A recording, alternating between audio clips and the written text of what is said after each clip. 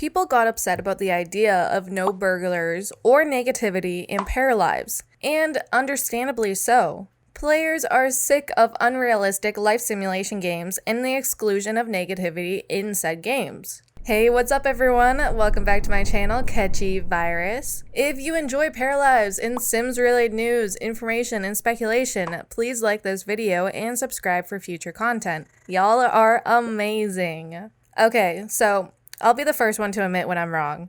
And you know what? I got it wrong. I misinterpreted an answer from a couple weeks ago for the dev chats and made it my thumbnail. Click the pop-up at the top of the screen right now to watch the dev chat I am talking about. I want to apologize for misinterpreting the answer about burglars and not clarifying further with the Discord or Reddit mods and team members. As someone who's taking the time to talk about Paralives on social media, I feel like it's my responsibility to provide the best and most factual information as well as clarify any confusion there might be or I might have caused. With that said, I want to apologize again. Nonetheless, throughout this situation, I've come to realize one thing. Players desperately want realism in their life simulation games. Of course, this is obvious. Who wouldn't want realism in something that is supposed to emulate life? That is the whole point of the video game genre, am I right? If you're wondering why excluding evil paras or mean interactions cause such a kerfuffle, I've compiled some reasons. If you have anything to add, please leave a comment down below. I love hearing other people's opinions. Firstly, excluding negative people, interactions, or events doesn't reflect life. It's that simple. Life simulation games are supposed to mimic life, and negativity is, unfortunately, a huge part of life. It's become far too common since the latest Plum Bob game launched that life sims feel like some sort of weird utopian society. One where everyone is happy, healthy, well-adjusted, and friendly. When was the last time you made an enemy without trying to? In-game, I mean. When was the last time you tried to become friends with someone and they just didn't like you? When was the last time you lost a friendship over time? Unless you've been playing the previous installments in The Sims, then I bet there hasn't been. Maybe it's something you haven't really thought of, but you have to manufacture all of the negative events in Sims 4. Okay, so maybe a sim doesn't accept your flirty interactions the first time, or the second time, or the third time, but maybe they'll most likely, accept it on the fourth time. Ugh, that sounds so wrong, and I think that proves the point. It doesn't matter. It doesn't matter if your sim is creepy, annoying, or too flirty. The other sims don't get upset or tend to naturally dislike your sim. You'd have to go out of your way and be mean for that to happen. You might be asking yourself, why does this even matter, Cher? It matters because if you're playing a life simulation game, you want to feel immersed in the world that is similar to ours, with a society and people who act like us. Players can only suspend their disbelief for so much. Characters not acting like humans is apparently the breaking point for many players. It's unfortunate to think about, but humans naturally act mean. They can do mean things, say rude comments, and sometimes seem evil.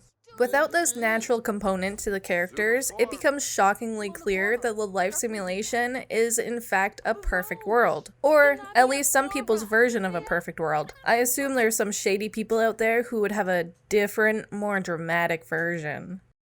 Talking about drama, let's talk about how removing negative people, events, or interactions would change the gameplay. The big obvious change would be the fact that players would have to create worlds, families, characters, and events that were only positive. Over time, I would feel like having limited gameplay options would make the experience very boring. Seriously though, as dark as it sounds, having negative people, interactions, and events allows players to create interesting, complex, and fun storylines with tons of different gameplay options. Not only would there be less characters to play and less stories to tell, but the world overall would feel empty. There really isn't much else to say about it. No drama caused by negative characters or actions means a dull, lifeless, and boring world. I do want to take the time to say that there are some players who don't want to deal with any negativity in-game. I get this. Nevertheless, having evil characters or actions doesn't mean all players have to play with those elements. If you prefer only positivity, then you can still play in a way that there are only good characters or events happening. If you're not a fan of mature content, you don't need to interact with it. Finally, the idea of another life simulation game that doesn't have negative aspects like evil people or terrible events created such a backlash that it truly reflected what players want, a mature life simulation game.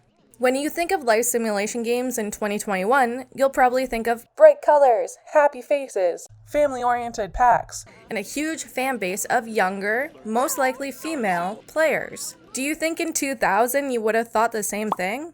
Personally, I'm not sure what I would have thought of, since in 2000 I was only 3 years old, and I started playing the original Sims probably in 2002 with the help of my dad. So, playing these types of games have been pretty ingrained into me, and I was way too young to know who else was playing them. What I do know is that there was a ton of mature content within the first 2 Sims games compared to the last 2, especially Sims 4. Over time, the Sims franchise, although it has always been rated T for teens, has slowly included less mature content. From dancers popping out of cakes in Sims, to steamy makeout sessions in Sims 2, to now, with Sims 4 being the way it is, it's clear to see how Maxis has removed and excluded mature content from the game with each new installment. This is likely due to the fact that their fan base is children and teens.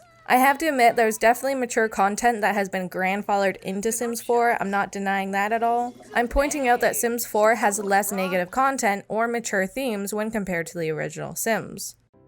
With the lack of competition in the life simulation genre, it's clear that a mature-themed life sim won't be happening anytime soon, which is unfortunate. What I hope to see in the future is way more different life sims coming out onto the market. I believe there's definitely enough players who would appreciate the various versions of this classic type of video game. Although, when I made that video, I made a mistake and created a bit of misinformation for Paralives. I strongly believe that it highlighted something players want. A mature life simulation game. A game that is targeted towards adults with adult themes, interactions, and, you'll never guess it, negative content. Thank you so much for watching this whole video. If you enjoyed hearing me rant about mature life simulation games, please show some love and like this video. I'll be back again Wednesday with another Paralives Dev Chat. Until then, keep staying healthy, happy, and hydrated. Peace out, party people. Bye!